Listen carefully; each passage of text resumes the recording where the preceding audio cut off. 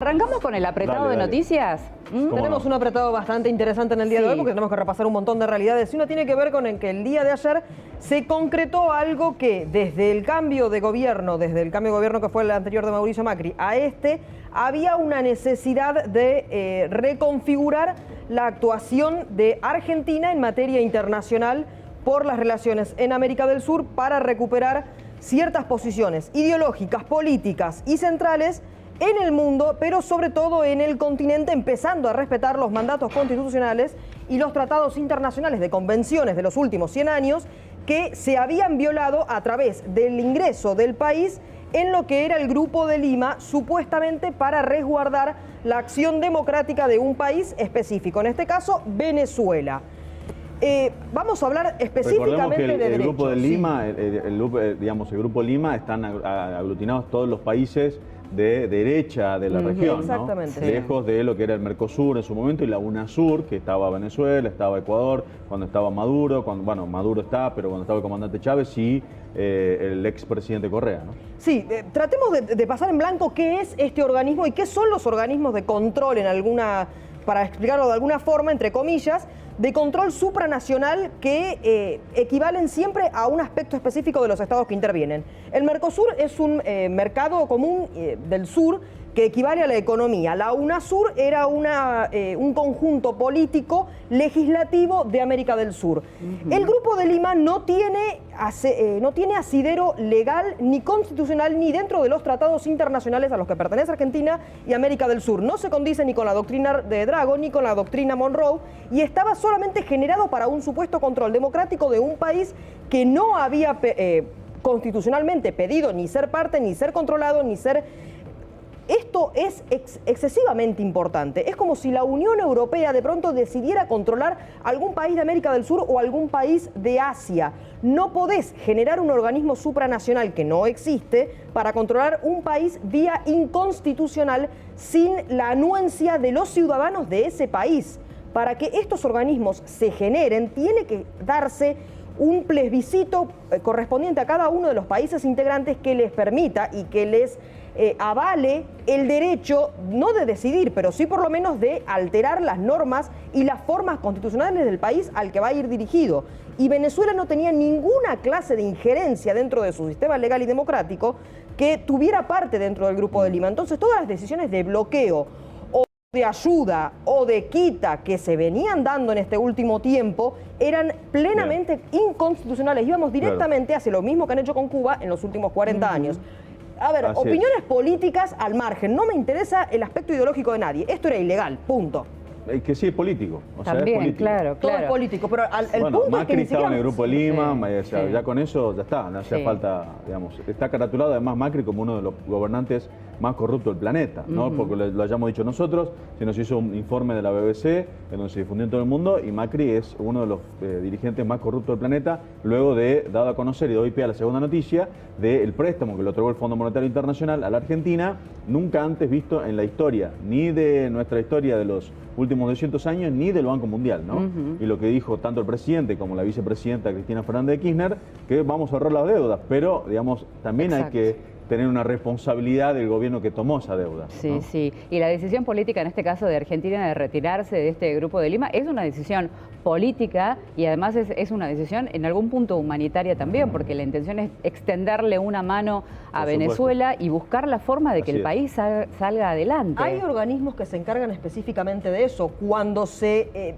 socavó el lugar desde donde empezaba a hablarse, desde donde empezaba también a socavarse la democracia o el sistema de gobierno que tenga en sí Venezuela, fue primero sacarlo de UNASUR, desmembrarlo UNASUR, después sacarlo del Mercosur y imponer lo que es este grupo en sí para poder decidir sobre otro país. No, a ver, por más que no nos guste como el sistema de gobierno que tenga otro país, no es nuestro derecho ir a decidir sobre cómo tienen que proceder.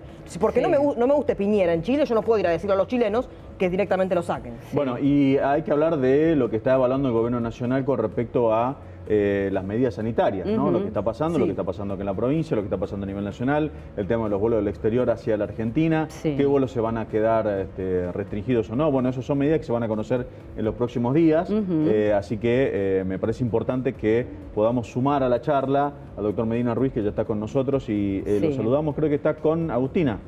Te saludamos, Agustina, buenos días, ¿cómo estás? Muy buen día, Ramiro, muy buen día, Marité, y buen día también a todo el equipo ahí en el piso y a la audiencia. Desde el CIPROSA, las oficinas del Ministerio de Salud de la provincia, para hablar justamente con el doctor Luis Medina Ruiz, que ya está con nosotros, ustedes lo van a ver ahí. Nos está escuchando él, porque claro, queremos conocer más de la situación epidemiológica de la provincia ante este incremento de casos que se viene notando en cada uno de los partes diarios. Doctor, muy buen día y estamos en vivo, lo escuchamos. ¿Qué tal? ¿Cómo están? Buen día. ¿Cómo están ustedes? Buen día, doctor. El gusto de saludarlo.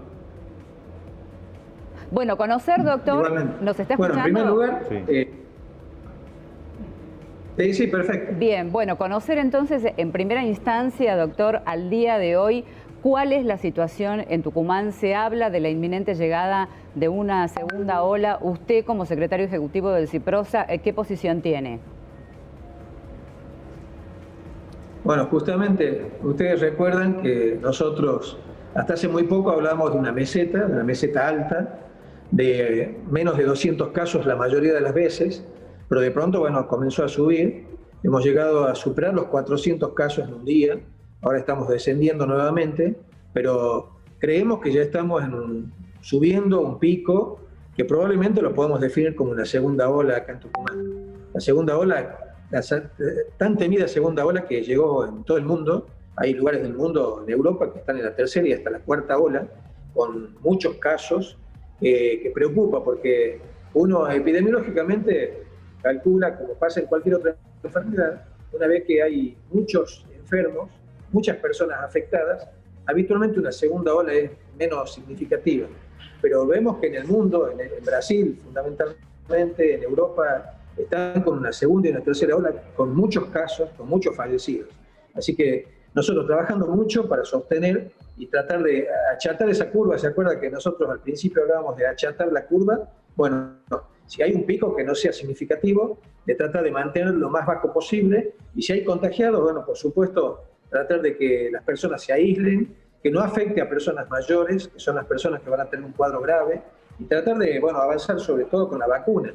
Acá hay dos estrategias que son fundamentales. Primero, detectar, aislar y tratar a los positivos lo mejor posible, y en segundo lugar, avanzar con la vacunación, que lo que va a permitir es que no haya enfermos graves y no haya fallecidos. Doctor, la ministra de Salud de la Nación, la doctora Bisotti, puso como ejemplo, no sé si esto se podría llevar, porque va a depender de cada distrito, y cito textual que se podría avanzar, dijo, con una diferenciación por barrios en relación a la aplicación de eventuales medidas restrictivas para mitigar la propagación del coronavirus.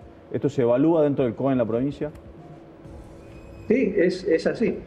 Muchas veces ustedes vieron cómo el año pasado, cuando teníamos nosotros, no había circulación viral comunitaria, cómo hemos tomado decisiones en manzanas de una localidad. Pasó en Las Peñas, después pasó en Las Talistas, luego nos trasladamos a Concepción. No era toda la localidad, no era toda la provincia, sino eran lugares donde vemos que hay focos activos de casos y uno trata de limitar. Y probablemente, si hay algún brote importante en alguna localidad de la provincia, se podría tomar algunas medidas restrictivas en esa localidad. La idea es afectar lo menos posible a la situación económica que está crítica, pero por supuesto priorizando la salud. Bien, perdón doctor, esto que acaba de decir nos parece muy importante a destacar. En primera instancia, tanto a nivel nacional como a nivel provincial, no estamos en la mira de posibles restricciones que nos lleven a una situación de aislamiento. De hecho, la intención es evitarlo con estas otras medidas. Todo lo que se está trabajando es entonces en función de sostener la actividad, pero cumplir con las medidas preventivas. Así es, usted lo dijo muy bien. Acá la cuestión es, cuando hablan de restricciones, si queremos hacer más restricciones, en realidad lo que tenemos que hacer, y tenemos que ponernos las manos en el corazón, es todas las actividades que están habilitadas hoy fueron con estrictos controles, con estrictos protocolos presentados. Hoy les pedimos a las cámaras y a todos los responsables que hagan cumplir esos protocolos. Si yo tengo un negocio, bueno, habíamos dicho que teníamos que tener un paño con lavandina en la entrada, que cuando entren al negocio iba a tener que el barbijo bien colocado, colocarle el alcohol en las manos, que ahí iba a haber restricción en base a la superficie del negocio y la cantidad de personas. Lo mismo que en un bar, el hecho de que nunca lo vimos que se cumpla, el hecho de usar el barbijo cuando no estoy consumiendo, hay personas que están muy cerca.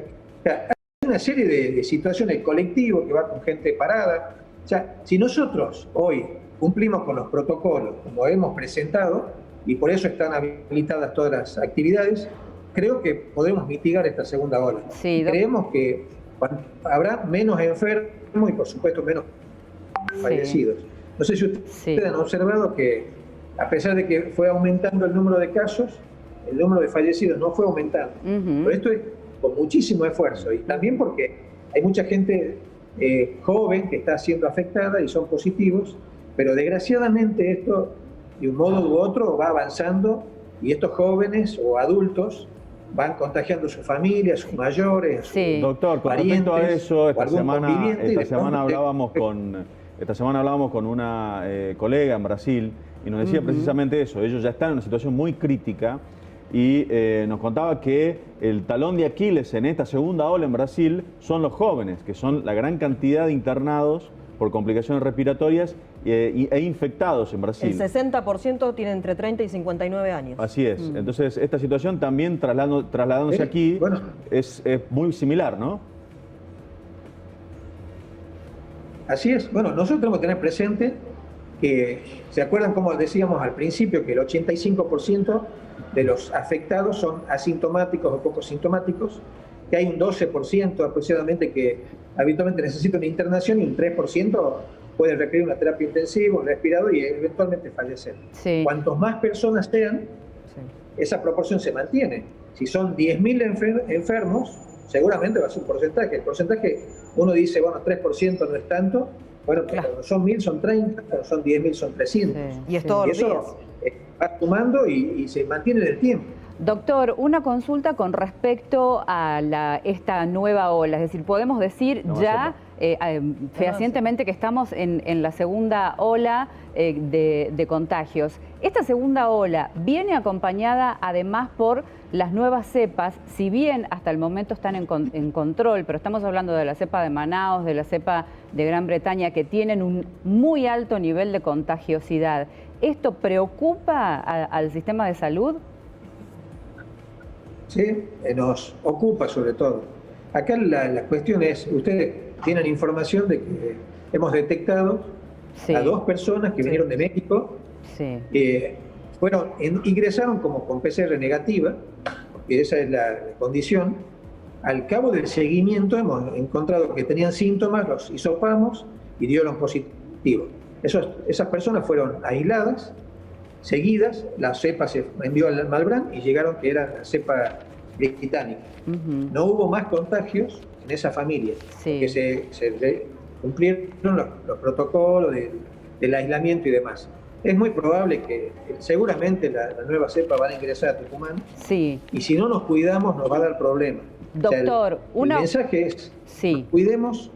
Ya esta cepa, la cepa original, ya es bastante contagiosa y bastante dañina. Bien. La nueva cepa, lo que se está viendo en las otras partes del mundo, es bastante más complicado. Claro. Doctor, una última consulta, porque también a nivel nacional se está trabajando o se está analizando la posibilidad de modificar el plan de vacunación y tomar las segundas dosis para seguir aplicándolas a otras personas y esperar la segunda dosis para completar esta vacunación de tal forma que la mayor cantidad de personas vayan tomando por lo menos anticuerpos. ¿Aquí en Tucumán se analiza algo similar? Sí. Todo depende siempre de la cantidad de vacunas que lleguen y el tipo de vacuna que lleguen. Está demostrado en el mundo ya, en algunos lugares como Inglaterra, por ejemplo, que es mejor vacunar a más personas que tener con 2 dosis a menos personas. Así que ya el hecho de haber tenido contacto con la vacuna ya genera, al cabo de 10 a 14 días, ya genera cierta memoria inmunológica y una cierta cantidad de anticuerpos que al menos impide que haga una enfermedad grave. Bien. Por lo tanto, cuantas más personas tengamos inmunizadas va a ser mejor. Bien. Por eso está contemplando Tucumán también. Perfecto, doctor. Bueno, le agradecemos. Pero no es suspender la segunda dosis, ¿no? Claro. Es importante decir que no es que no se dará la segunda dosis, sino que se la pospone. Bien, es como ir utilizando los recursos que tenemos al alcance de la mano hasta tanto se pueda completar. Doctor, le agradecemos muchísimo estos minutos con nosotros y estamos siempre a entera disposición. Muchas gracias. Y gracias a Agustina también. Bueno, muchas gracias. Gracias, Agus, gracias. Nos reencontramos, compañera. Gracias, compañera. Bueno, era muy importante hablar con el doctor y por eso el móvil con Agustina, por lo que decíamos al comienzo, ¿no? Cómo se están disparando los casos, las consultas en los centros febriles, y eso hay que tener mucho cuidado. Muchísimo porque cuidado. no vemos cuidado en la gente. El fin de semana hubo una reunión privada en la sociedad rural, más de 4.000 personas sin barbijo. Con barbijo, pero 4.000 personas sin distanciamiento. Es inconcebible, es inaceptable a esta altura del partido, 4.000 personas adentro de un lugar. La verdad no hay mucho para familiares, bueno, los bares que por ahí se relajan con la cantidad de gente adentro. A mí me gustaría decir algo respecto de esto, porque el año pasado nosotros como integrantes de los medios de comunicación creo que hemos realizado un trabajo social, o por lo menos así lo he sentido desde mi lugar en la radio, y muchas veces me he preguntado ¿qué estamos haciendo mal? ¿Qué no estamos comunicando? ¿Cómo llegar a la gente para que todos podamos comprender la gravedad del asunto? El año pasado, cuando estuvimos en aislamiento, con miles de personas que murieron, y hablo específicamente de la provincia, que es el alcance que nosotros tenemos, ¿no? Y ahora estamos nuevamente frente a una situación que es realmente muy difícil. Como sociedad no estamos tomando aún conciencia de lo que se viene. Estamos hablando de tal vez un nivel inferior de mortandad, no lo sabemos, en principio es lo que se cree, pero muchas personas se van a enfermar si no sostenemos los cuidados. Es decir, ¿cómo hago desde mi lugar de comunicadora? Y esto para ustedes que están en casa, que nos están escuchando, que nos están mirando y que han tomado un minuto, seguramente se han detenido con nosotros, empecemos a pensar en que tenemos que volver a cuidarnos.